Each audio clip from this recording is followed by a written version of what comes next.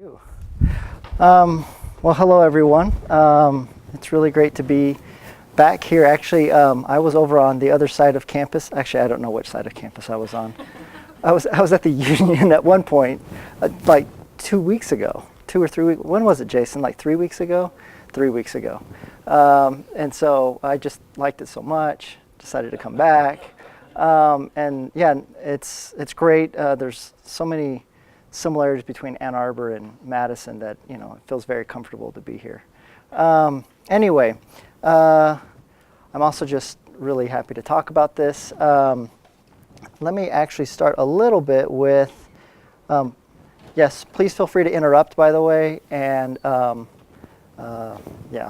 we'll just go that way. It's a sufficiently vague title that you don't know what's coming.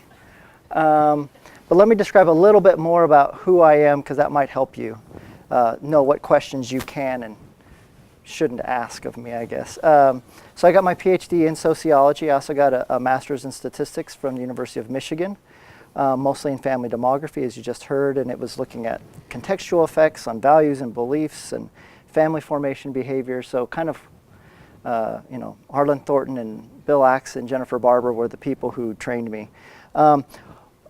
What wasn't happening during that dissertating process was I also had this really big interest in biology, and luckily I had an advisor who said, I think that this is what you should be doing going forward. Take all the classes you want. He also said, to be honest, maybe don't tell all of your sociology colleagues quite yet. So I took a lot of courses in genetics and molecular biology, some neuroscience courses, and that prepared me for what ended up being incredibly fortuitous, which was meeting Sarah McClanahan at a talk when I was a graduate student, and she mentioned, oh, we've collected spit in the Fragile Families and Child Wellbeing study, but we don't really know what to do with it. And I literally said, oh, I've been taking all of these biology courses, I don't have any data to work with. So it was great. And so I went to work with Sarah McClanahan and Dan Noderman, who is a molecular biologist and pediatrician at Princeton. Pretty much started my my whole time working with fragile families. That was quite some time ago now.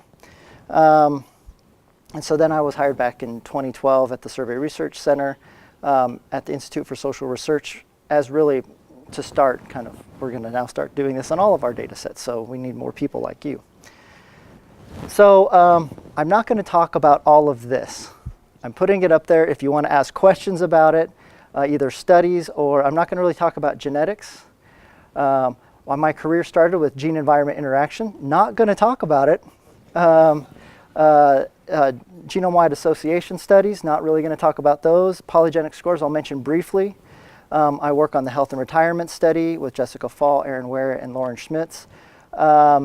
The Chitwan Valley Family Study, which is where I did my dissertation. We are now collecting, we've already collected saliva. We're now genotyping them to do mental health research there.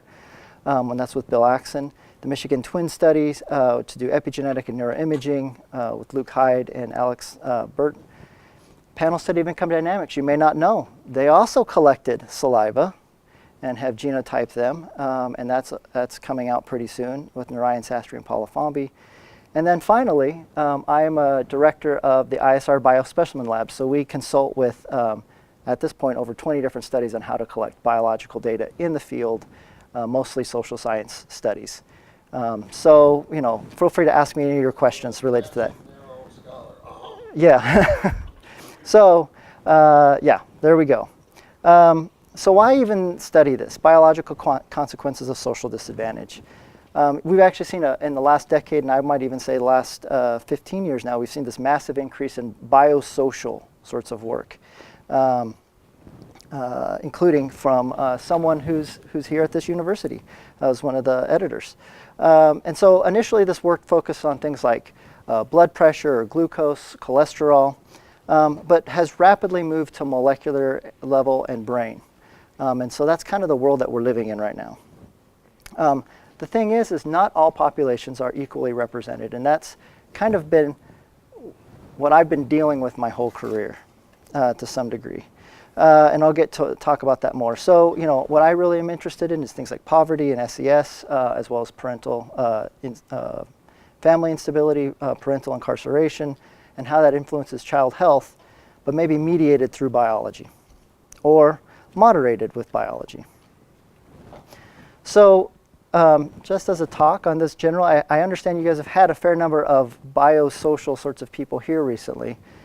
Why should social scientists even care about this? Ideally, you know, what we sell this as often, and you'll hear this with epigenetics in particular, which is what I'm going to focus on, is it's all about the mechanisms, right? We can find mechanisms that link social things to health, and it'll be great. We'll learn all these great mechanisms. That sounds really wonderful. Incredibly hard to do, and we're at the beginning. We were just talking about this with Felix, how hard it is to find a good mechanism. I actually see there's another side of it, which is just you have indicators, biomarkers, right? And I'll talk a little bit more about this with epigenetics shortly. There's a whole group of people who just want to control out variation in the outcome so that they can really have a better estimate of the social effects on health. So there's a whole group of people who just want to control for the genetics of said disease, and then you can have a better estimate. And I will say that in general, most of my work has really found that once you control for some of these genetic measures, just controlling for them, it really highlights and makes it a little easier to detect some of these social effects that we're all interested in. Moderation, this is where my career started, and I've actually backed off substantially, in part because it is so hard to do and to find something. And I won't be doing any of that today, but happy to talk about it. But maybe potentially the thing that I'm most interested in, and I think social scientists should care about, is biological data is not equally represented, both in two ways. I'll show you a slide on this in a second. But we care tremendously about that. Our data is based often on population-based studies. I'm here at a demography center, and that's not true for most biological data. And finally, in this, you may or may not like this part, we are in the age of biology. The story I usually tell is when I wrote one of my first papers on telomere length, and I said poverty influences the telomere length of children. I got so many reporters who called, and they're just like, this is so amazing that poverty really has this effect, this massive effect. I was like, actually, that's not the new part. We've always known it has a big effect on health.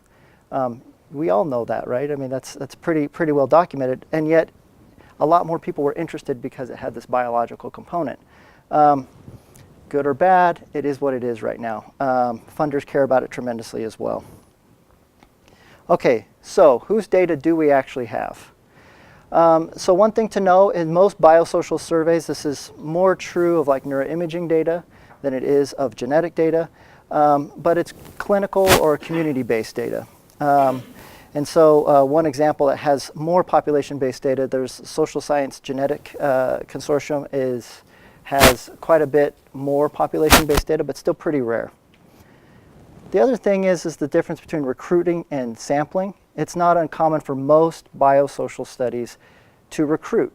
So if you go to a classic neuroimaging study, they get them from handing out flyers in certain places, in clinics, or in if you go to Michigan and I walk around East Hall where psychology is located, they're all over the place. We need people of these ages who have this disease or this exposure, and please come in and we'll give you $100 to sit in an MRI. So does it represent the human population? The answer is probably no. In psychology, at least, they have this term, a weird sample. You guys heard this before? Western, educated, industrialized, rich, and democratic. I think you could actually have another W on there, which would be white. And so in psychology, 95% of the data come from 12% of the population. There's been several different studies showing low representations of minorities and ethnic populations in the US medical studies. And fewer than 20% of genetics study participants are non-European ancestry, and only 5% when you exclude Asian ancestry. So why does that matter? For all the reasons that you guys already know. I won't go into that too much more. So with that in mind, what ended up happening is I had this wonderful opportunity to work in the Fragile Families and Child Wellbeing Study. It is a very different sample than almost all of the studies I just described, which has been both wonderful and also really challenging because a lot of times people don't believe it or the measures don't work as well.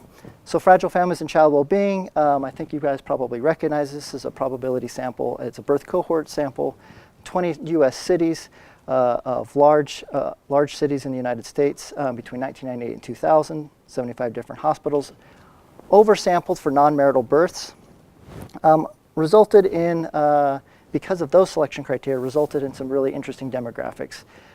So only 21% white compared to what I just told you, pretty dramatically different. Also, much lower SES, both in terms of income as well as education than most of the studies. So Fragile Families has had 15 years of data collection. I'm proud to report actually that our youngest person just turned 18 last month. And so it's kind of exciting. They're now adults, which is crazy. So we have birth, age 1, age 3, age 5, age 9, age 15. There's a lot of data. Please go to the website if you're really interested. Happy to talk about it. You have some experts in the room as well. The thing that's potentially really interesting for you is at age 9 and age 15 for this, we collected saliva on all of the mothers and the kids at age 9 and all the kids at age 15 that were participating. And what you don't see on here is that there's a subsample that we also did neuroimaging on of about 240, and that'll come up later. So I like to think of it as, this might be a little forward, but we're kind of building a new fragile family study in some way. So we're still studying physical, mental health, well-being, cognitive ability, still looking at prenatal to current environment, family, neighborhood, social, or school, poverty, and social disadvantage, all those things that we are so used to studying here. But now we're adding things like DNA, which I know you guys just had someone here who was talking about genetics. Again, won't talk too much about it. Telomere length, which is the ends of the chromosome, so I have lots of papers on that. Epigenetics, which is the focus of today. Gene expression, which again I won't present on today. And then brain structure and function, which is a subset of our sample. And so it's really trying to link all of these things together.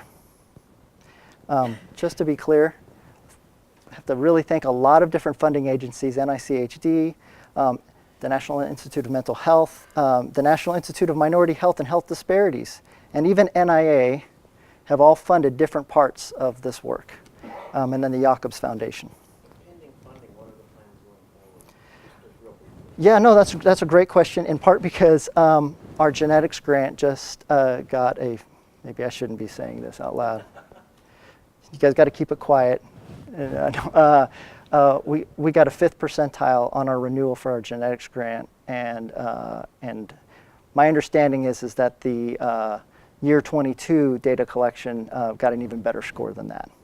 So the idea is we're going back in year 22. There's a few other grants out to try to work with, like NHLBI, which is lung, heart, and blood, yeah, so we're still continuing this up. Hope to follow them up at year 22 and then get a lot more. For supplementation? In terms of non-representative loss? Oh, that's great. Not that I'm aware of. It's a great idea, though. Yeah. It's a silo. All these silos and subsilos. The idea of studying anything over the life course, no, we only study kids, no, we only study the young people. We're in the minorities, we want that. Yeah. It's their. Yeah, no, I mean, one of the things that's really interesting is, so NIMHD, so Minority Health and Health Disparities, had no idea that fragile families existed until I started talking to them. And maybe that was just the 2 or 3 program officers, but it's not a very big institute. And they were like, really? This is a sample that has, it's nationally representative, and it has this many minorities and has this many low SES people? They were just stunned. And yeah, there is a bit of siloing. And even NIA is quite interested in the kids, you know, so they're funding part of our work. So anyway, it's really fascinating, but you're right. I think that's interesting too about trying to find the non-representativeness over time is interesting. So just so you know, in general, the way I do most of this biosocial work is I try to replicate other biosocial work first, which is pretty hard because it's done in very different samples than ours. And then the other thing I really like to do is extend what we already know works in fragile families. Parental incarceration, poverty, these things we already know have effects. So do they operate through some of our biosocial mechanisms? And then finally we end with a kind of exploratory work. But I like to do that last for reasons that I'll explain later. Okay, so we've kind of started really broad. Now we're going into DNA methylation. Just out of curiosity, how many of you have ever done anything or know anything about DNA methylation? Oh, wow, it's impressive. There's a pretty good group. Okay, well, I'm going to breeze through some of this. I usually like to start with this picture. In part, this comes from Dana Dolinoy, who's at Michigan, but she studies the agouti gene in mice. Now, the thing that's interesting is this is related to obesity, but it has a phenotypic characteristic before that, which is coat color. Now, these mice are actually pretty much as genetically identical as you can get with breeding mice. The difference is that their mothers were exposed to different amounts of folate in their diets in utero, and it changes their phenotypic patterns through epigenetic properties.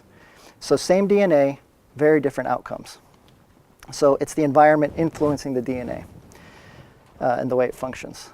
So what is DNA methylation? It's one of many types of epigenetic mechanisms, and they have lots of different outcomes, including, for example, women have 2 X chromosomes, men only have 1. You can't have both of them operating, so one of them is silenced through epigenetic properties. So methylation specifically is this one right here with, does this have a pointer on it? I'm always nervous because, so some of these have a button that if you push it, it turns it off. And some of them, it's the pointer. Okay, so there's the methyl group. And so that's a carbon and 3 hydrogens. It attaches to the cytosine, and that's essentially what's happening. Let me show you more specifically. Actually, these are a little out of order. Okay, I'm going to go back to this other page in just a second. So, so this is like a methyl group. This is a methyl group attaching to a cytosine and changes it. If this is your normal DNA cell, what ends up happening is you have these, what we call CPG, because it's a cytosine and then a phosphate, guanine. And you have these places that have opportunities for methylation to land, for a methyl group to land on it. And if you have clusters of them before a gene, that's called a promoter or a CPG island. And if they're unmethylated, typically that means that the gene will function. And if they're methylated, like over here in the promoter region, then the gene doesn't function as much, doesn't produce as much. That's the very basic version of what's going on. So why does it do that? Just to go back to that other slide. So this is a beautiful baby, great, wonderful cells all over the place. All of those cells have the exact same DNA. So how does it tell the difference between a blood cell versus a brain cell versus fat cells, nerve cells? The way it does it is through epigenetic properties. So it's really cell differentiation is the primary function of epigenetics. We like to talk about it as though it's like the way the environment gets under the skin. This is actually the primary function of epigenetics. That's almost true of all biological measures that we have. The primary function has nothing to do with the environment. It's doing something else. And that's true here.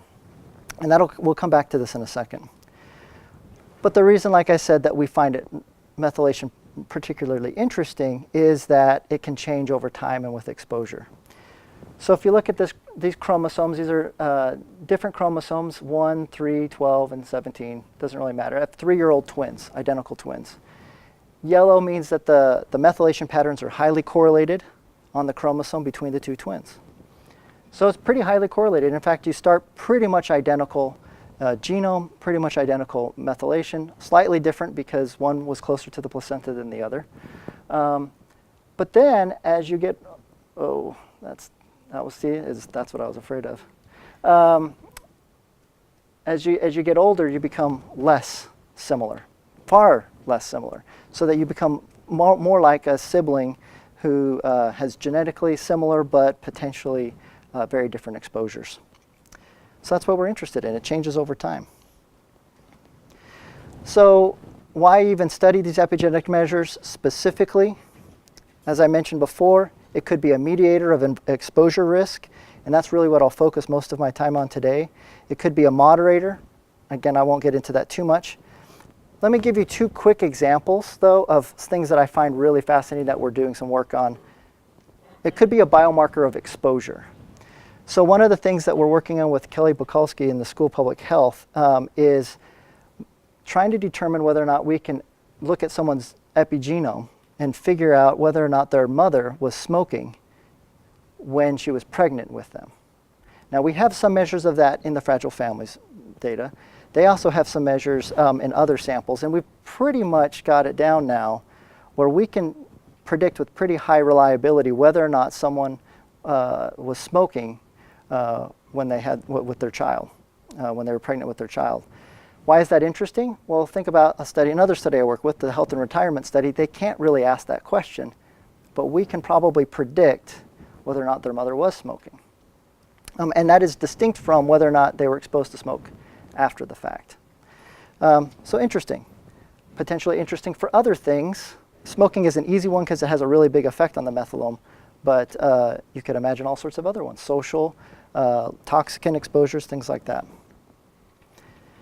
So the other one is potentially an epigenetic marker of disease. Even if I can't show that it's mediating, wouldn't it be nice to know whether or not someone's has a higher probability of having a disease? And then we can narrow down other mechanisms after the fact. So we're doing something similar to this with several different outcomes that I'll show you a little bit later. So right now, we currently have about 980 of our 5,000 kids with DNA methylation at age 9 and age 15. So they're both at age 9 and 15. And that's on the Illumina 450K for those of you who care about that. And we're trying to do work that examines the effect of poverty, parental incarceration, neighborhood violence, puberty, harsh parenting, and genetics on that. The nice thing is this year, through NIMHD, we are adding up to 2,400 kids with DNA methylation at 2 points in time. So that's actually going to end up being the largest child sample in the United States, 2 points in time. So pretty big deal, and so we're really excited about it. It's going to have a slightly different chip, and that has some issues that I'm happy to talk about if someone really cares. Okay, so you guys have been waiting around. I know, it takes forever to get to the results. So here, I'm just going to tell you right now, you are the first people to ever see this. I like you so much. There's a lot of other things I could present on, so we're going to see how this goes. But I'll tell you, in general, what I'm interested in here in doing this study is the effects of poverty and parental incarceration. I'm going to focus on those at birth. We'll get to other time points. So I wanted it before the kid could start having an effect on really anything. So these are things as measured the year before the child was born, really. And then adolescent, so this is age 15 behavior, problem behaviors. And I can talk more about that. And so these are the epigenetic profiles at age 9 and 15. So just to be clear, if I take the poverty ratio at birth and try to predict adolescent externalizing behaviors, which are things like, is the child cruel? This is reported by the mother. Cruel, does he bully? Destroy things belonging to the family, disobedient at home, disobedient at school. Those are the external type of behaviors. We have 20 items.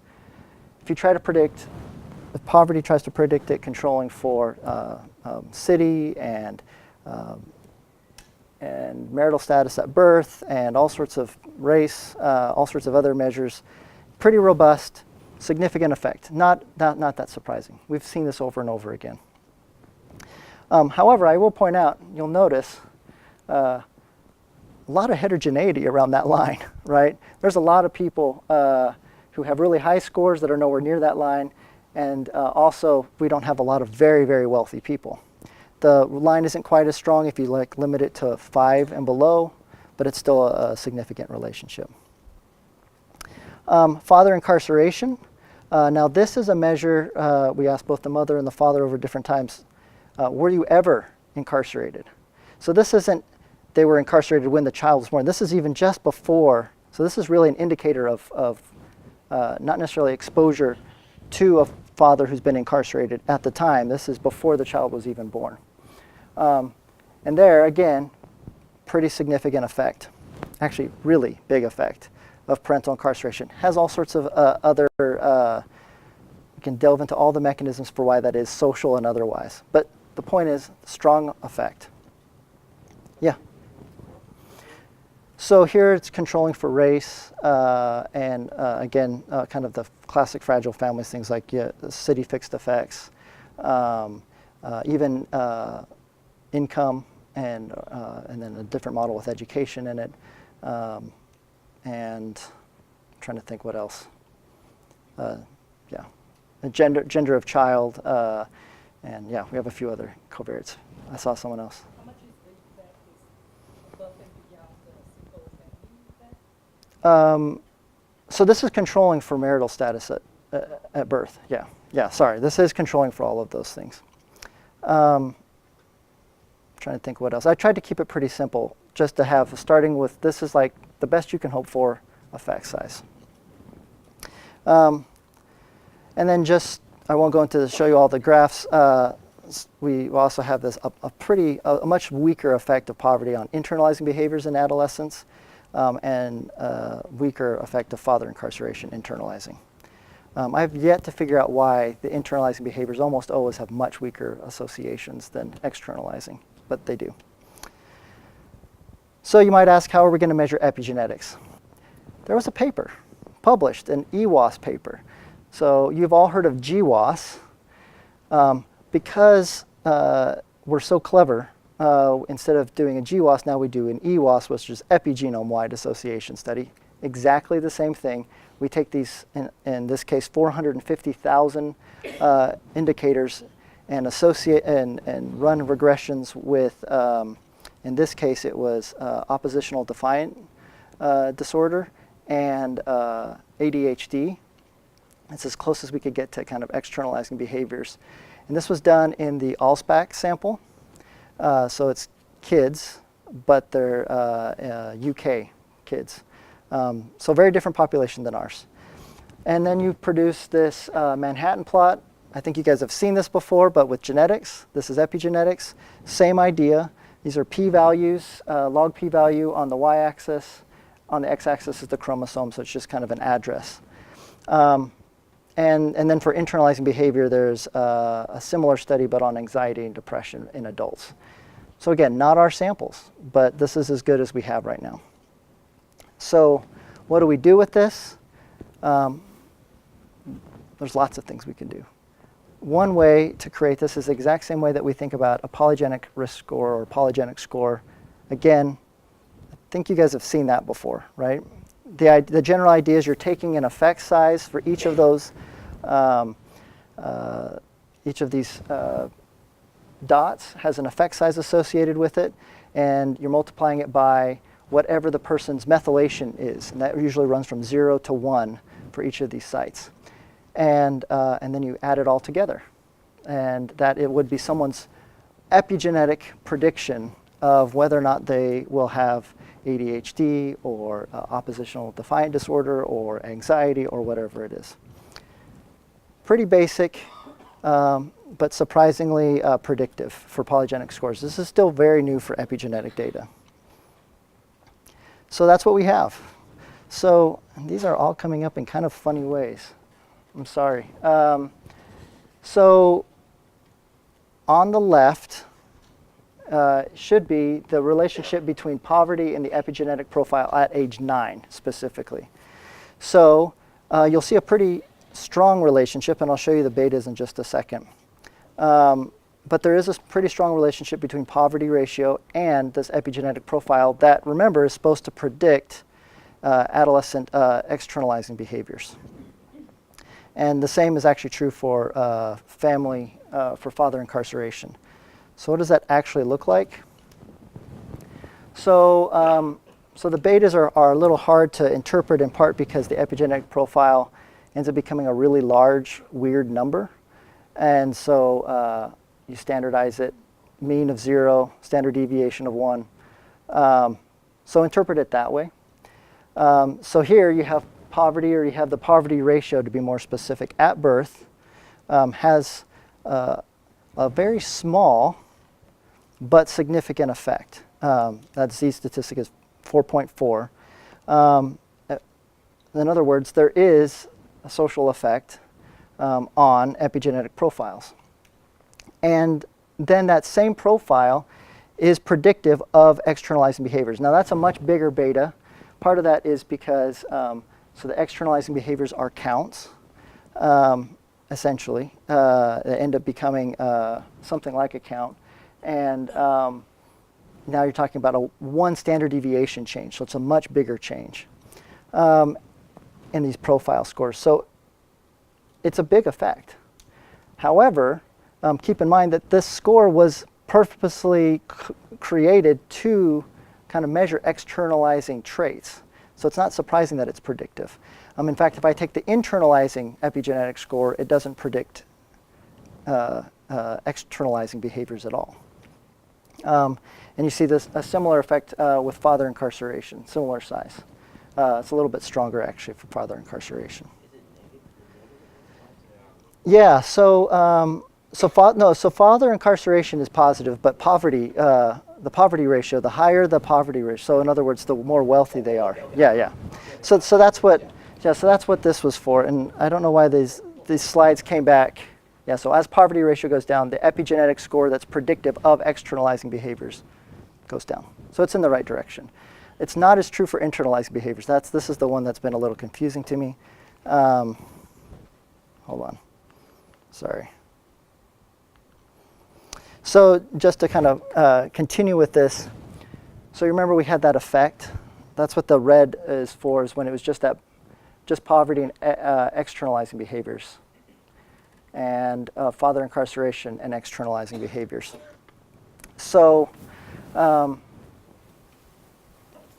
when you put it all in a model, structural equation model, or you put it however you want to do it, we've done it several different ways just to make sure it was robust, including, and I should mention this, so these are OLS regressions coefficients, but if you looked at that distribution, you would say, like, boy, that's a really skewed distribution. Maybe you should try a Poisson or a Ziller inflated Poisson or negative binomial. Regardless of how you do that, the same relationships exist. The coefficients change, of course, because of you're transforming the data. But there is a slight reduction, right, in the effect size between when it's all by itself versus when it has that indirect effect through epigenetic profiles at 9. Not as much of a change for the father incarceration. Would I claim now that I've found a mediation through epigenetic data? I mean, what would you do if you were me? I should be, right? This is really exciting. No one's ever shown this before, so it's really exciting, but there are so many other things that can go wrong here. And I'll get to those in a second. But I wanted you to just have a sense that, yes, poverty and father incarceration are influencing epigenetic profiles. I've never seen father incarceration ever associated with methylation profiles, so that's a first. Poverty, we've kind of already known a little bit before. And these are profile scores that should be related to externalizing behaviors. Internalizing behaviors, a slightly more complex story, in part because I think that the internalizing score for epigenetic profiles wasn't as good, and also the relationship between poverty and father incarceration isn't as strong. Yeah? Yeah, this is really interesting stuff. So, did you say earlier that the epigenetic profile score was based on a discovery sample from Colter? Yeah. Okay. Yeah. So, just out of curiosity, did you compare the polygenic risk score for externalizing behaviors with the epigenetic profile score, and how correlated are they? That's a great question. Yes, that's coming later, but I'm glad you asked it now. No. I just mentioned it a little bit. So one of the things you might think as well it's not really epigenetics here. This is genetics, underlying genetics. Now, there aren't really good genetic scores for externalizing behavior directly. The child samples just aren't big enough at this point. But when we've tried to do either ADHD or some other sorts of risk-taking behaviors, anything we can get our hands on that's closer, including there is one smaller externalizing score on a much smaller sample of kids than I think probably it should be. You can put those in there, and they are not highly correlated with the epigenetic scores, and that doesn't really change any of these coefficients. I'll get to other genetic measures that might be more important than, say, an epigenetic or a genetic score of externalizing behavior. But well, we can talk about that in a little bit. Yeah. Yeah, sure. Is the racial ethnic aspect? Yeah. All specs predominantly white. It's white. Yeah. In Yeah. Devon, Yeah. Bristol, right? That Right. area. Right. Fragile family? Is not. Not. So, did you control for like principal components or something? Yep. Yeah. Yeah. So I'm gonna. That's a little further down slide as well. But yes. So I mean, so one of the things that's challenging to do is, so within, I'll get to it in a little bit. But yes, I did control for principal components, genetic principal components, and yeah, these are robust. I mean, these are actually controlling for. Once I put epigenetic data in there, I control for ancestry. So principal components. Yes. Just a clarification, when you Sure. mention these things, have you had a chance to control for parents' genetic information? So that is a wonderful idea. We do not have parents' genetic data yet. We have the samples. The new proposal that I just mentioned got a 5th percentile is to add the genetic measures of the mothers, but we can't do it right now. And so if you were to add it, how could you think to some of the results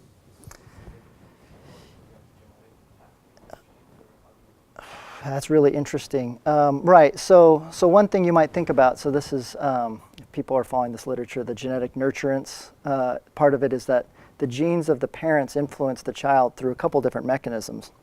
One is directly through their genes. Right. They transmit half of their genome to their child. The other thing is that they transmit, through behavior. So those genes still are affecting their own behavior, like parenting or selection into different environments, which is then affecting the child. So it's operating through both. Parents' genes are both operating through genetic pathways and social pathways. So potentially, this genetic score of the parents could be influencing both poverty, potentially father incarceration, and then influencing all of the rest of these scores. I don't know. That's going to be interesting. I wish I could think that many derivatives ahead. But yeah, it's interesting. Yeah, go ahead. With epigenetics being malleable, Mm-hmm. wouldn't these models have the problem that it could be the environment that's causing both the increased chance of father's incarceration and the pattern of methylation that results in this epigenetic profile? Right. So yes, we have the same problem that we always have with the environment in this case. I mean, so this is more like a social science data problem, right? Where things can change. So there's some environment that's influencing both father incarceration and epigenetic profiles. And it could be even a non-social sort of, it could be some sort of toxicant exposure, or it could be some structural measure that we're not capturing here. Yes. So part of it is controlling for all that we can control for, and then if I follow, Jason's example, we would start looking for some sort of exogenous shock to the environment to see how that influences epigenetic measures. I mean, this is kind of a first run. This is why I say, like, you guys are seeing things as it's being done, which I'm really grateful for all the feedback. So please keep it coming. But yes, you're right.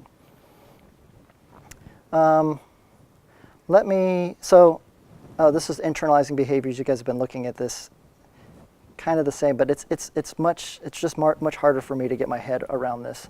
I did it kind of a parallel study because people always say, "Oh, you did it for externalizing behaviors. What about for internalizing behaviors?" It's just, it doesn't quite work as well, but it's still significant-ish. I like to see much bigger p-values than I used to. I used to be happy with 0.05. I kind of expect to see 2 or 3 zeros now for lots of different reasons. So some of the other results. Yeah, go ahead, Felix. Yeah. How do you get to so the red in the first graph, the red Yeah. On the straight line would be 0.05. Yes. So that is that's the effect of the poverty ratio, or the correlation coefficient really between the poverty ratio and adolescent internalizing behaviors. So it's poverty ratio at birth. Yes. Yeah. So that's the total. Yes. That would be C, and now C prime is 0.003 with a z-statistic of 1.5. Yes. Thank you. You guys are like, oh, now I understand what he's doing. Okay. Good. Thank you, Felix. So that's where we are. Let me talk about some of the other results. I know we have some time remaining, but we have a lot of other things to cover. I started at birth, right? I mean, that's the reason for that for me in my mind, and I'll get to this a little bit later too. The child hasn't had a chance to really affect the environment yet in any way. Also, as I'll show you later, the epigenome is really quite sensitive in utero and in the first year. So anything I can get kind of before that starts is really helpful. But what we find is essentially the poverty measures, if you start putting them together, looking at trajectories, different ways of measuring that, it's really driven by the poverty measure at birth, at age 1, and then it pretty much declines after that point. If you control for multiple measures of the poverty ratio or even mother's education, which doesn't change a ton, obviously, it's really all set pretty early on. I know what you really would love to hear is that there was a massive change in these epigenetic profile scores, and that I found a big effect of the environment on those, because then that means that we can change them back the other way. That's not what I found. I found very little change between 9 and 15 on these particular scores. There are other parts of the epigenome that change dramatically by age and by different exposures. These did not. It was pretty stable between 9 and 15. Kind of interesting, actually, how little change. And therefore, it's not a surprise that changes in the context weren't associated with any of the minor changes in the scores. We started getting into we're doing this right now, some neighborhood measures to try to get a little further back from the family. And those results are not as strong as family income, but the relationship still holds in general. So I said I would mention a little bit. We have 2 different measures of brain function in the Fragile Families subsample. This is 240 kids. One of them is a faces task where they show different emotional faces, and you're actually trying to pick which gender, so you don't know that you're trying to do that. What it does is it triggers a response in the brain that is essentially a fear response. An anxiety response, and it's pretty predictive of depression in adults. And what we see is that these epigenetic scores for internalizing behavior do predict the response to fearful faces. In other words, people who have higher internalizing epigenetic scores also have higher responses to kind of negative emotion. We have another one that I haven't had a chance to run yet that's more about reward and sensation seeking, but I can't talk too much more about that because I haven't really had a chance to really dive into it yet. The whole point behind this is just to try to see, is this, at what point is this has got to fall apart. And I already mentioned this, genetics of ADHD and anxiety depression, when you control for those measures, the results stay. Those scores are not particularly strong, so I don't know that I have a lot of confidence in them, but it's what we have right now. And eventually, since we will actually have, so I mentioned that these EWAS scores came from Allspac and some of these others, they're based on like 600 kids. We'll have 2,400 kids. We actually have bigger samples than a lot of other people, and we're actually working with a few other samples to try to get a bigger meta-analysis of doing an EWAS of externalizing behavior in fragile families. So that's kind of our next kind of big thing. So in the remaining minutes, let me just both go into other reasons why this is probably wrong, and maybe you might be interested to learn some more about epigenetics. So DNA methylation is critical to development. We've already talked a little bit about that. There are large shifts throughout development, but by that we mean shifts in predominantly in utero, and maybe a little bit in the first year of life, and then a little bit more in puberty. But otherwise, not as quite as much. We already talked about establishing cell lineage, and that's the primary purpose of this, and I can't stress that enough. All of these biomarkers have biological functions. Those may or may not help or hurt us in doing this social and biosocial work. In this case, cell lineage. Exon activation, it's actually a really good marker for cancer. And there's actually some imprinting work. In other words, there are some methylation marks that come from the father and some that come from the mother. Not very many, only about 19 genes are that way. But they actually carry from the mother. In other words, they could be from other environments going back further. So why do I put this image back up again? Well, here I am talking about DNA methylation in, does anyone remember? Saliva. Why do I think that saliva is somehow predictive of behavior when behavior is probably run through methylation related to the brain, right? And the brain has lots of different tissues in and of itself. So, I mean, if you go to a biological, this is the first thing, by the way, you guys ask nice, great statistical questions, great social environment questions. When I go speak with biologists, they ask this question in slide 2. They're like, wait a second, you don't have brain, so we don't believe anything you're saying. I don't really have a good answer for that. Methylation in saliva, is it correlated with brain? Sure, a little bit. Not really. It's a little bit in some places at some times. There's a lot of data. You can find a correlation somewhere. But what I'm hoping for is that some of these markers are probably things that started in utero before the cell differentiation really happened. And if that's true, then it might explain why we don't see a lot of changes in some of these things between 9 and 15. It may be more set further back. And it may explain why some of these markers are potentially correlated across multiple tissues. At the end of the day, though, if it's not a real mechanism, but still just a biomarker, I'm happy with that too. There is a complication with this, though, and that is that saliva doesn't have one type of cell type. It actually has several cell types. And so if you don't account for the fact that you could have different distributions of cell types, you could actually be running into a confounding problem in and of its own, which is my distribution of cell types in my saliva differ from someone else's for very reasonable,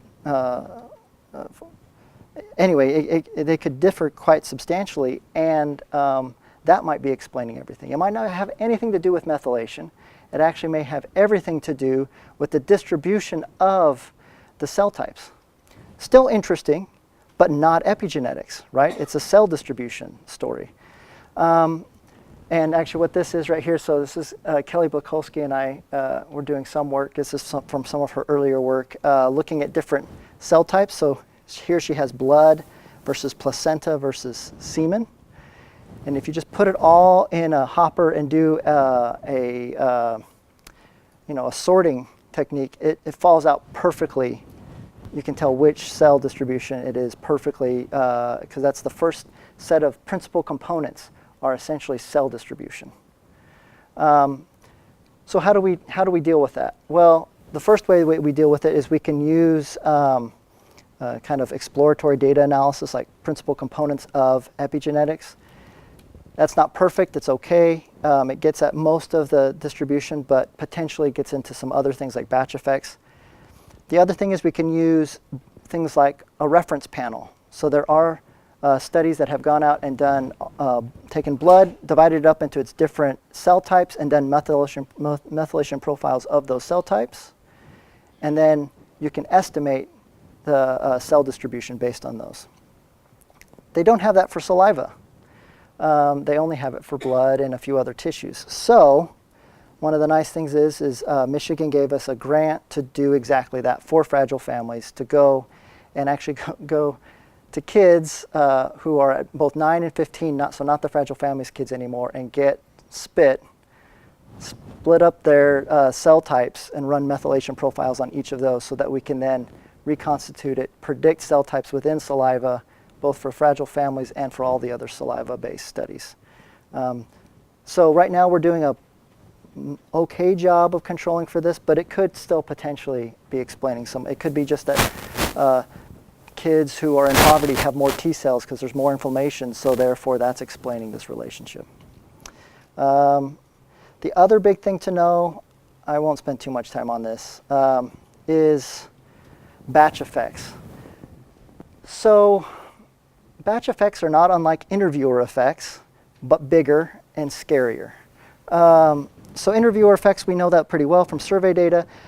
Within methylation, it is very possible that a batch effect, and by a batch I mean, so each methylation is run on an array or a slide with 8 arrays or 12 arrays depending on how you're doing it. And they run at different times, so we run like 96 in a plate. And that takes time. And so over time, the machine changes a little bit, the humidity changes a little bit, the reagents that are used change a little bit, and each of those end up resulting in batch effects, so that things run at the beginning are slightly different than things run at the end, even if you had the exact same samples. So how bad can this be?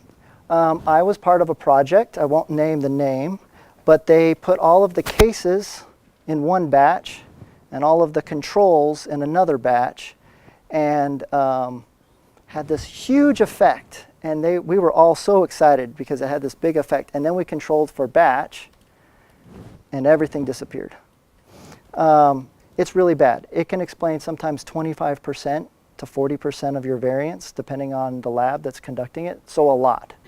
A lot of your epigenetic variants may be wrapped up into batch effects.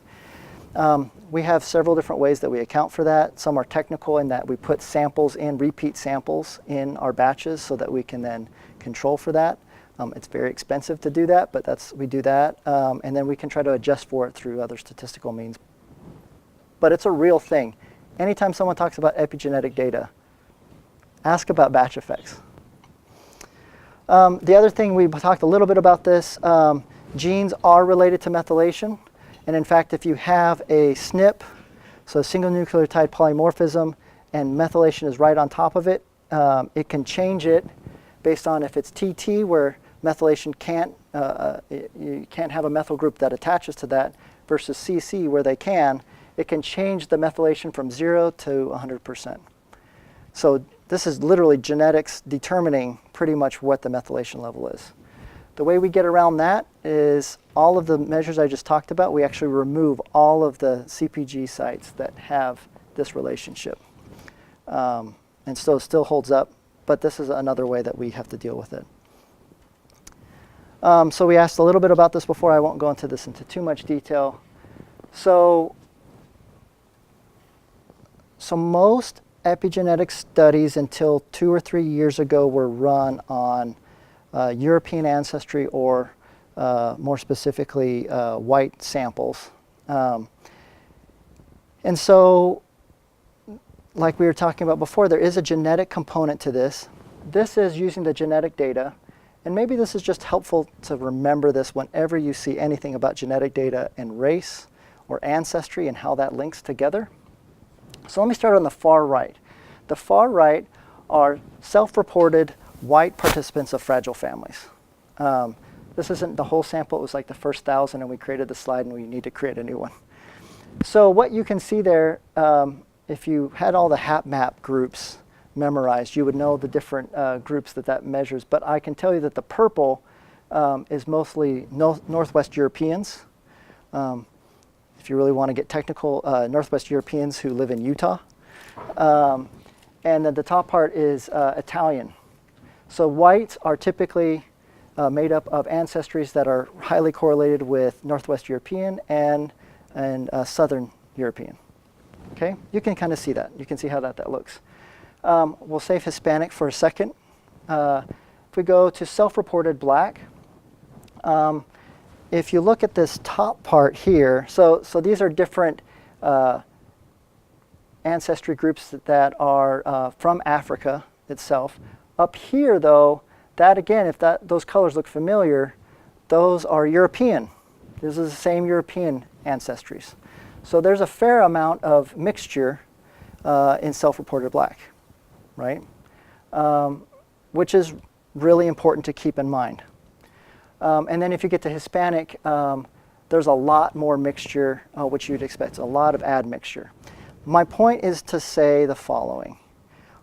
Genetics, when it comes to genetics, we often talk about things as ancestries. And you can see that if you were self-reported as white, you're probably European ancestry, pretty specifically 1 or 2 or 3 types. If you self-report as, or someone self-reports as Black or Hispanic, not nearly as clear the ancestry, far more diversity in ancestry. And so does race and ancestry correlate? Yes, clearly within the white sample, it's pretty clear how that lines up. Any of the other ones, it's far more difficult, right? So they don't, I would argue that they don't quite line up, which makes it really hard if you're studying social disadvantage or health inequalities, which are determined by self-reported race or ethnicity, and you're including biomarkers which have this genetic underpinning on them that are ancestry-based. How do you put the two together? And so the way we have to do it, or the way we do it, is by controlling for what we can possibly control for. We talked about principal components, which gets at ancestry. We also control for self-reported race. We try to go back and forth and see how the results hold up. And then we'd run everything separately by ancestry, separately by race. It's not easy, but I think it's really important. And just to point this out a little bit more, for a long time we only studied this group because it was so much easier to study to some degree. That doesn't mean that we shouldn't be studying all of the other groups. I would argue that we do, and actually one of the things we're finding is we're learning quite a bit more from the genome as we've started to be better about measuring non-European ancestries. And if you want to talk more about that, Jason has all sorts of great insights. It was a great paper. So let me wrap this up. Just to say, so again, why would social scientists care? We kind of covered a few different versions of this. Talked a little bit about mechanisms.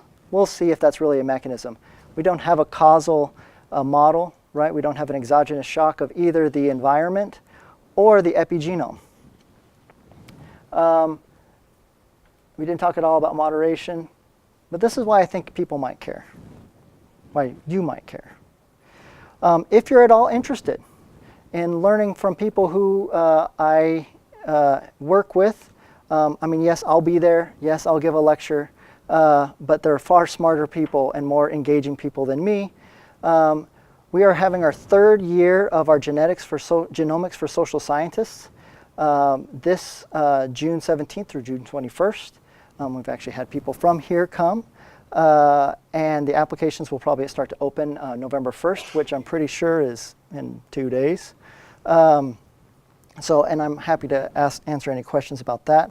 We do cover a whole day on epigenetics, although it's so popular that we're actually writing an administrative supplement to have its own special epigenetics social scientists with epigenetics training because it takes a lot to to work through epigenetic data.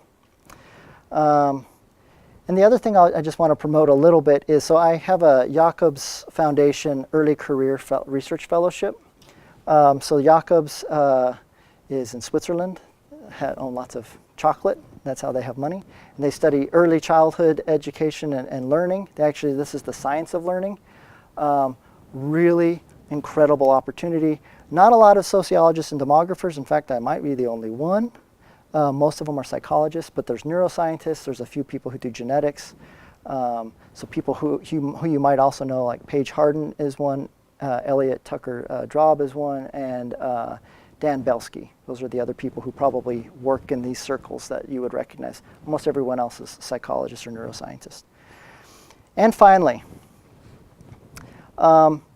people who have ever seen me give a talk have seen this slide before.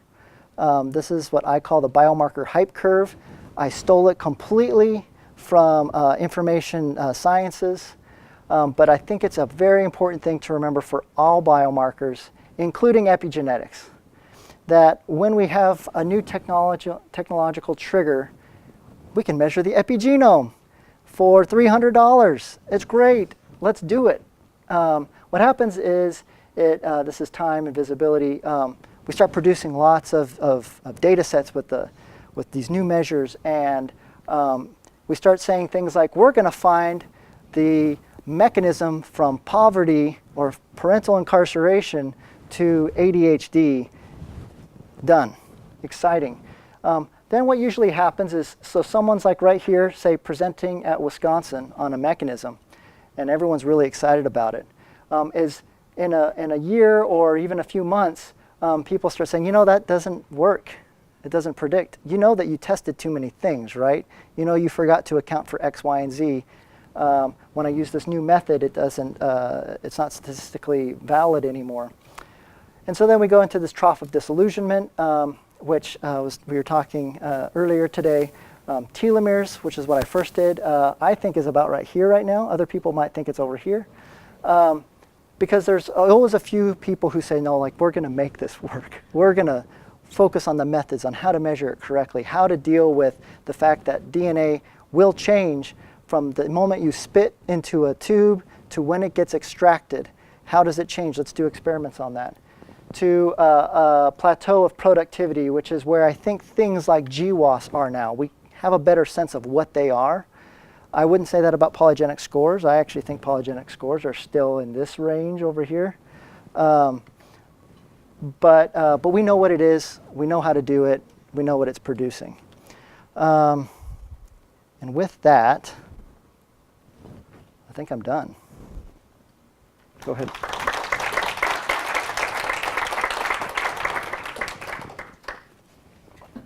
Oh, I should also say, lots of wonderful people. I'm not the only person who did this. There are so many people that I could list. I mentioned Sarah McClanahan, Irv Garfinkel, lots and lots of other people too. Yes, go ahead. So, this is a very biological question, but Yeah. in the Fragile Family sample, have you taken any studies for saliva versus blood? So we have one funding mechanism. We haven't ever collected blood from the kids. We have dried blood spots from some of the kids, which is not quite as good for lots of reasons, especially for methylation.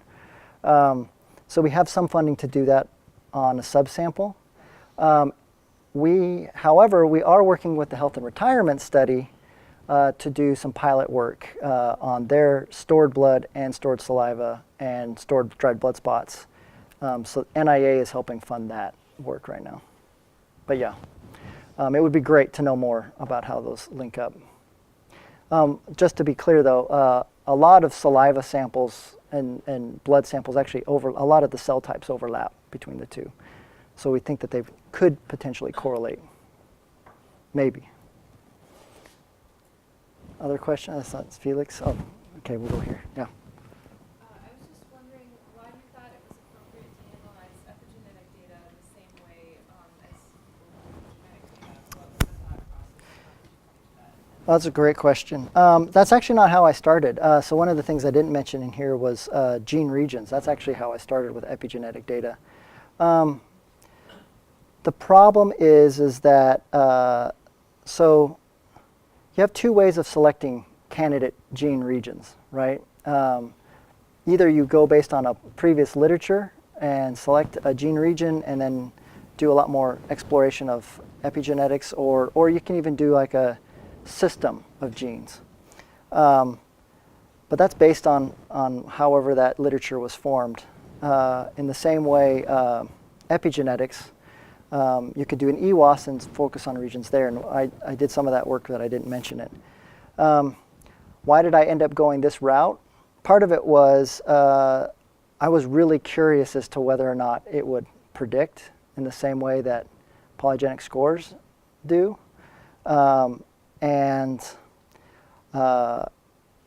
It's a tool that I have, and I can create them a little bit easier.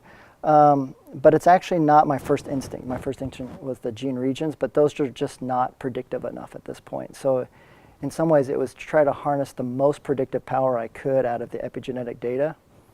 So I started with kind of a more agnostic approach.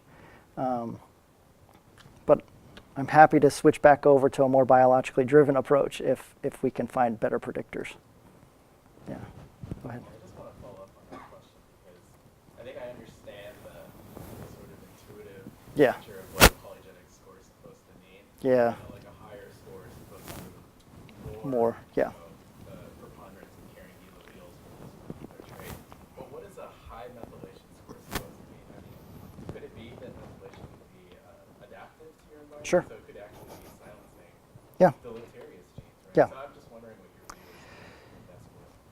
Yeah, no, so this score is because of the way it was created. So yes, so actually those two things link up quite nicely.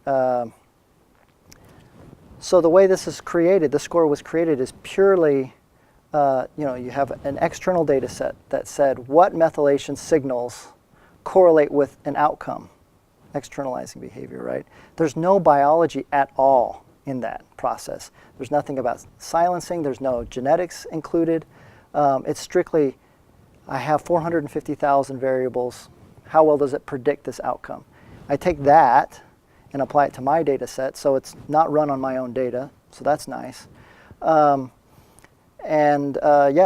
so it's predictive, and so it was actually kind of starting at the outcome, and then epigenetics, and then seeing if poverty and incarceration predict that. You could actually do the reverse, right? You could do an EWAS of poverty or parental incarceration and see what outcomes those things predict. But it's all data driven. If we wanted to go more biological, then I think what you would do is you would look at the gene.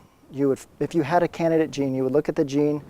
You would determine whether or not it's doing the thing, if it's promoting, say, inflammation or not.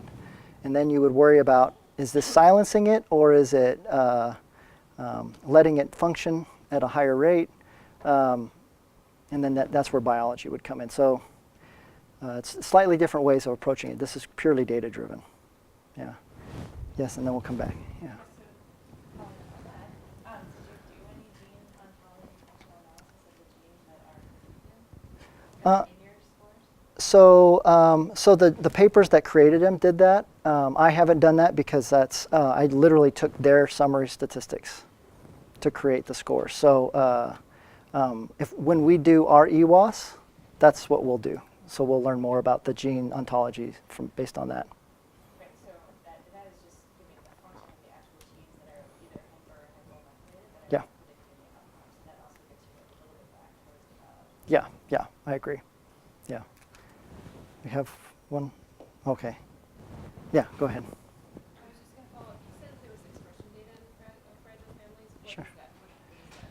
Is it RNA? It's RNA. So on the same brain imaging sample, they provided saliva again. So RNA in saliva. That's I mean, that's yeah. bad if you wanted to know, what's expressed in the blood. Yes. Yeah. No, I mean that's ultimately the goal of this next that same grant that I mentioned that was doing dry blood spot is paying for the RNA. So that's part of that aim is to look exactly that. Yeah. Thanks. Yeah. So how would you recommend we think about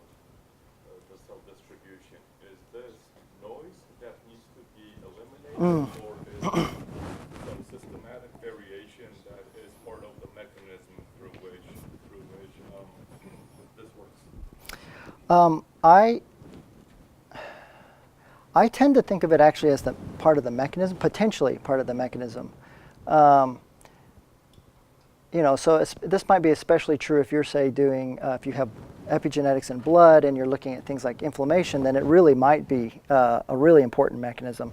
It's a little bit harder to make that statement if you're like looking at, if you have blood and you're looking at some behavior that isn't related to a blood-based, system. Then it's more like noise. But I mean, I find it interesting in and of itself. And so in another study that I ran, a much smaller study, one of the things we found is that the epigenetics, when you controlled for the cell distribution, that effect disappeared. But the cell distributions were predictive of the outcome of interest. In this case, it was PTSD. That's still interesting. It's still, a potential biomarker, even if it's not a direct mechanism through epigenetics. So I see it as potentially being both. Yeah. Okay. More questions? Are you sure we have 1 minute? Well, we could ask one policy implications while Oh, gosh. Okay, if there are still some more questions, please feel free to come up. Yeah. We'll talk with Colter afterwards. Thank you for joining us today. Yeah. Thank you.